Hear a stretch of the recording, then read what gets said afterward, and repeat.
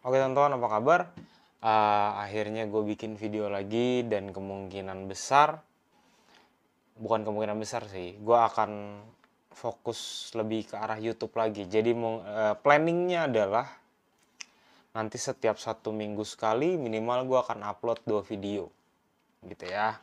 Ya intinya gue akan fokus bikin konten lagi soal kopi, tapi mungkin setelah ini gue kontennya akan lebih apa ya?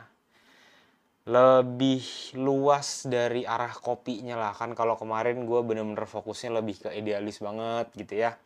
Nah sekarang gue akan lebih bahas, mungkin entah bisa ke kopi susu mungkin ya, entah nanti resep-resep apa bisa jadi. Tapi yang pasti gue akan 1 minggu sekali itu gue usahakan 2 kali upload video. Nah sebenarnya di video pertama ini setelah gue udah lama nggak upload ya, gue mau ngobrol aja soal pertanyaan teman-teman mengenai kalibrasi, ya, kalibrasi espresso dan manual brew. Jadi sebelum kita ngobrol-ngobrol, sebelum gue sharing, gue mau nyeduh kopi dulu ya. Nah kebetulan kopi ini sekarang tanggal berapa ya? Sekarang tanggal 29 Januari. Nah 29 Januari ini Say Something baru ngerilis kopi baru, jenis yang baru ya. Jadi kopinya ini teman-teman bisa lihat. Kelihatan nggak? Tuh, ya kopi dari Ciwangi, ya dia menarik banget ya. Di sini ada stiker simpel banget, tulisannya cuma kopi lokal spesial Jawa Ciwangi Sweet Lemon Tea. Gitu ya. Nah, ini semi wash, terus dia varietasnya itu Tipika sama Red Bourbon. Tasting notes-nya biasanya kan kalau yang kopi itu kan sekarang banyak ya tasting notes-nya, ada rasa peach, rasa apa. Nah, ini simpel banget, tulisannya cuma Sweet Lemon Tea. Nah, Sweet Lemon Tea. Nah, ini pun gue belum cobain, baru gue buka dan baru gue giling juga. Ya. Nah, rasanya kayak apa? Nah, ini gue akan nyeduhnya pakai V60, pakai yang standar aja lah ya. Resep seduhnya bebas ya. Terserah, ini gue juga pakai resep apa ya? Sejadinya aja. Gue mau lihat dengan resep seperti gue biasa pakai, cuma 4 kali tuangan. Terus grind size-nya ini bisa dibilang medium lah ya. Kayak gula pasir gitu. Nah, nanti gue mau lihat rasanya kira-kira akan seperti apa. Ya. Oke, ini gue pakai gramasi 15 gram, gue akan pakai perbandingan 1:15. Tinggian lagi. Nggak apa-apa, kita coba aja dulu. Oke. Suhunya ini sekitar 95-an lah ya. Kita tuang. Tinggi sekali. Nah, ini gue puringnya kayak biasa. Tadi tuangan pertama gue 50 gram. Terus tuangan kedua gue tuang sampai 100. Terus nanti tuangan ketiganya 170, tuangan keempat terakhir sampai 225. Nah, kalau teman-teman suka dari kopinya Say Something yang jenis apa? Kalau gue tuh suka banget sama yang Aceh Fruit Bomb. Itu rasanya benar-benar fruity banget sih. Buahnya dominan.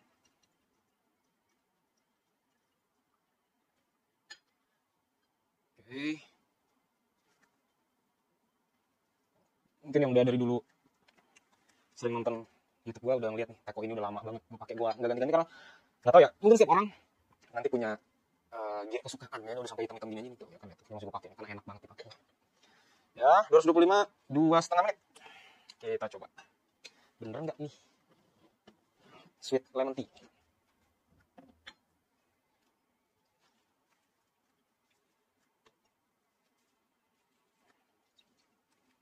Aromanya kayak ada wangi tehnya, tapi bukan kayak teh yang biasa buat lemon tea gitu kan. Apa sih, kayak teh Earl Grey atau teh sok naga ya kan, yang paling murah tuh. Coba kita cobain kok.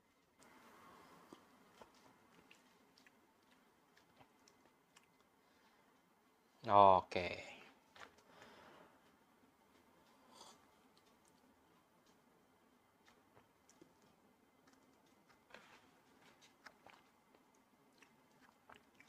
Yang dominan pertama kali yang berasa ini adalah kayak minum infused waternya dari buah lemon. Itu yang pertama ya. Kalau tea-nya gue belum kerasa sih.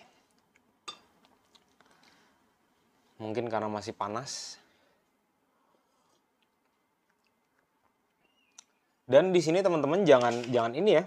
Di sini kan tulisannya sweet lemon tea. Nah, ini banyak banget kayaknya mungkin salah persepsi ya. Sweet itu teman-teman kayak ngerasa kayak gula banget. Menurut gue enggak seperti itu. Ya, nah kalau di kopi yang ini, yang Ciwangi Sweet Lemon Tea ini, gue ngerasa sweetnya itu dia kayak teman-teman abis makan buah lemon, aftertaste di belakangnya kan kayak ada manis-manis itu. Nah, lebih ke arah sana. Jadi bukan benar-benar gula real teman-teman makan gitu, enggak.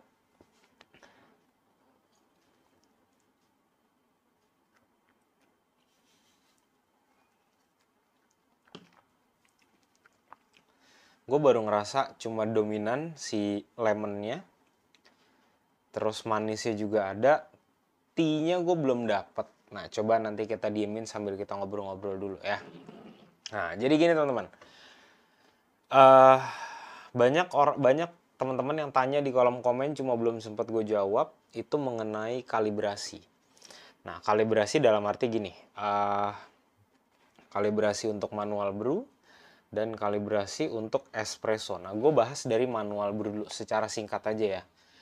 Kalau kita di coffee shop, seharusnya itu barista ketika dia dapat kopi baru ya. Contoh misalkan teman-teman order kopi ini nih. Ini kan baru banget di rilis nih ya.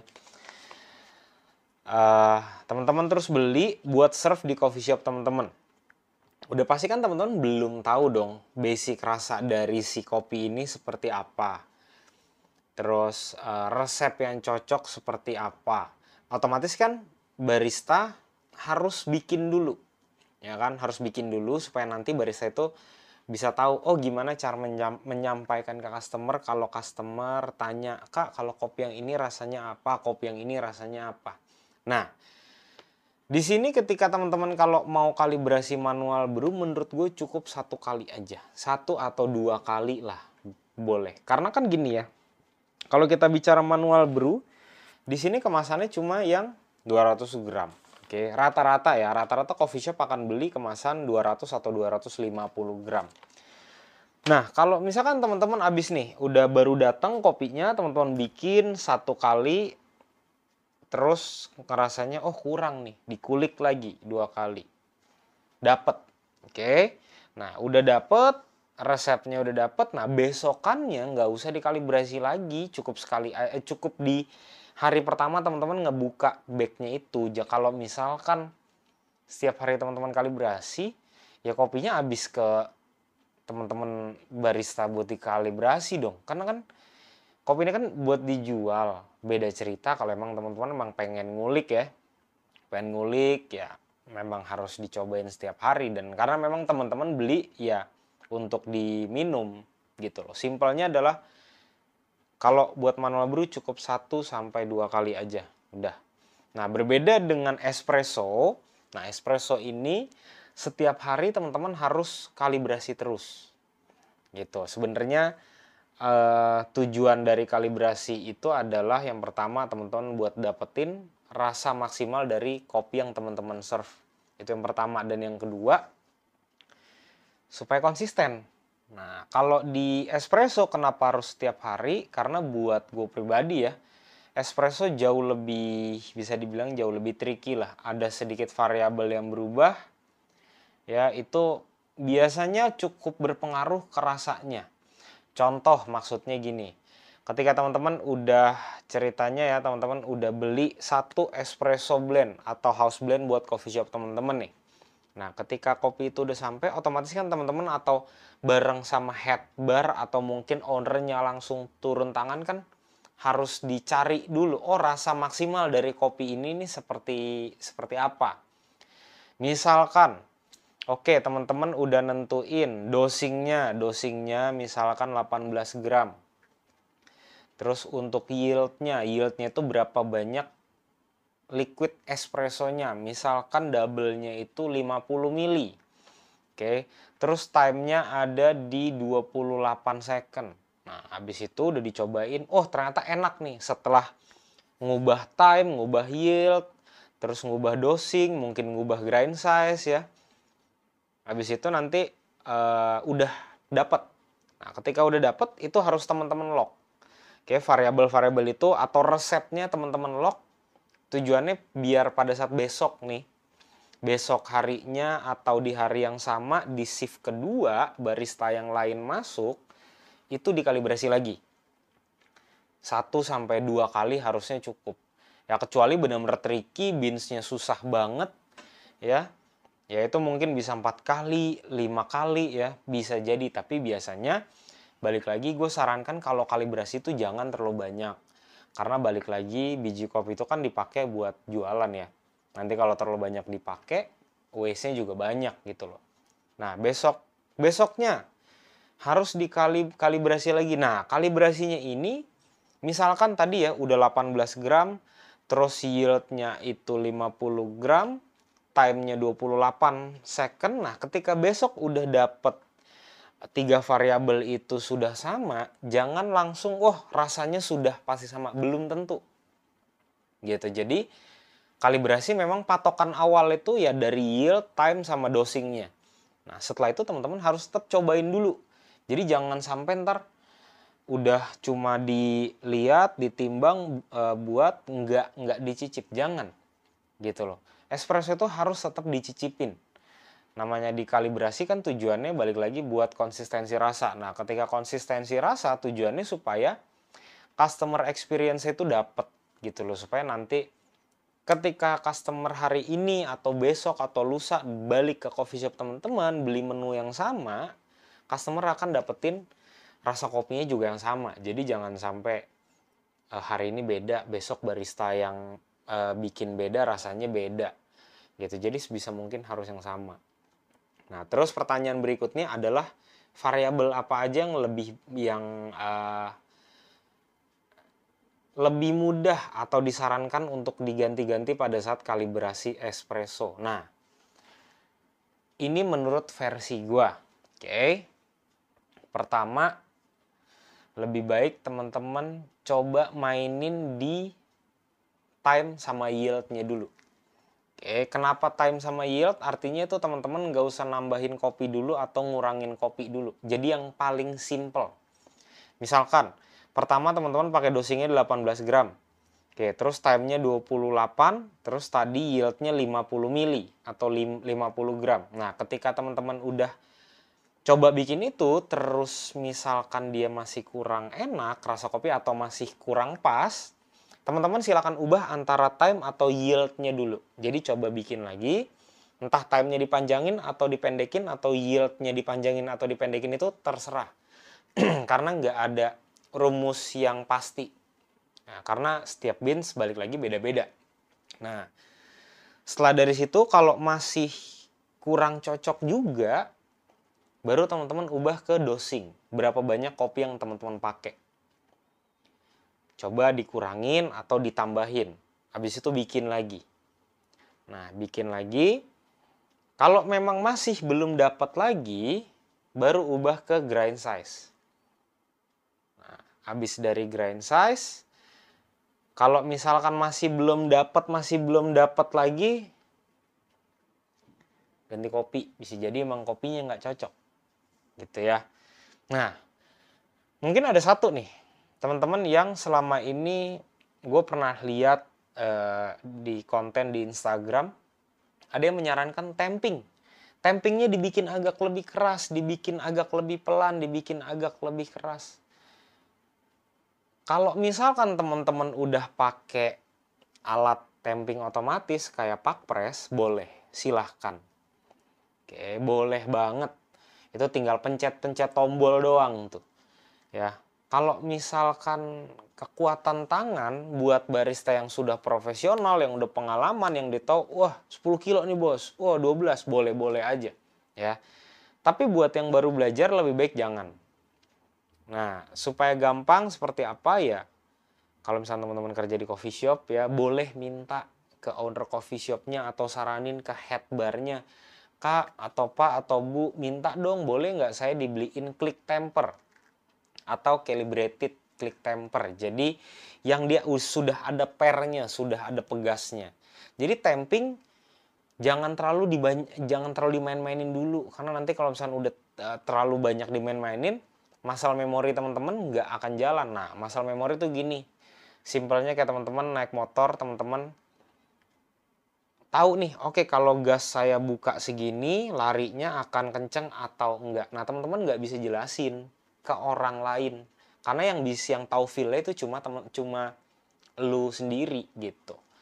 Ya, jadi menurut gua tamping jangan terlalu banyak diubah-ubah gitu. Nah, terus dari situ sebenarnya ada hubungannya lagi ketika kita udah kalibrasi. Simpelnya satu, setidaknya teman-teman tahu karakter kopi itu yang under extract seperti apa, over extract seperti apa, atau yang ideal seperti apa, supaya teman-teman tahu nih, oh patokan kalibrasi saya sudah dapat itu di mana. Jadi bukan kayaknya udah oke, jangan. Gitu, itu sayang banget ya. Jadi balik lagi teman-teman sebagai barista ya pelan-pelan harus belajar mengenai sensori lah. Gitu, karena sensor itu memang basic dari segalanya. Nah, ini udah anget, cobain lagi. Ya. Nih. Menurut gue kayak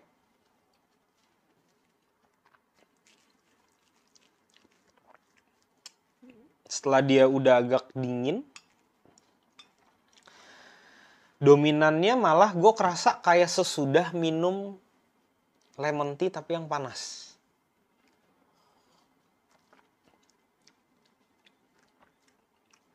Lemon tea kan, nah ini kayak tehnya tuh kayak black tea, kayak sepet-sepet di lidah, kayak sepet gitu. Tapi sepetnya bukan sepet yang dry yang ganggu ya, enggak sih.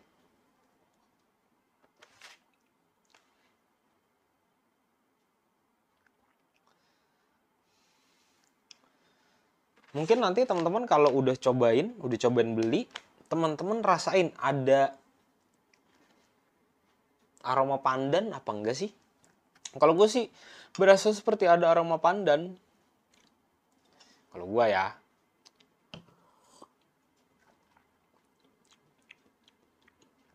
Ya, betul. Nah teman-teman, kayaknya soal yang kalibrasi tadi cuma segitu aja. Nanti teman-teman kalau misalkan ada tips teman-teman kalau kalibrasi seperti apa, silahkan tulis di kolom komentar supaya kita bisa saling sharing, banyak orang yang terbantu ya.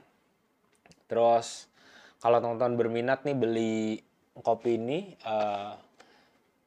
kopi spesial Jawa Ciwangi Sweet Lemon Tea ini nanti di kolom deskripsi akan gue cantumin linknya di Tokopedia-nya Say Something kalau nggak salah ada.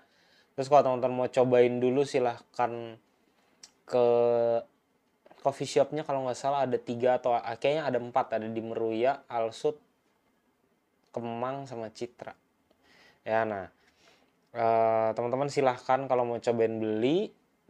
Terus nanti kalau teman-teman udah cobain, sharing juga, teman-teman dapetin rasa apa-apa aja. Oke, terus selanjutnya kalau teman-teman punya saran selanjutnya video apa, silahkan tulis di kolom komentar juga. Nanti biar kalau kira-kira menarik, gue akan bikinin kontennya. Oke teman-teman, sekian aja video dari gue. Sampai ketemu di video selanjutnya.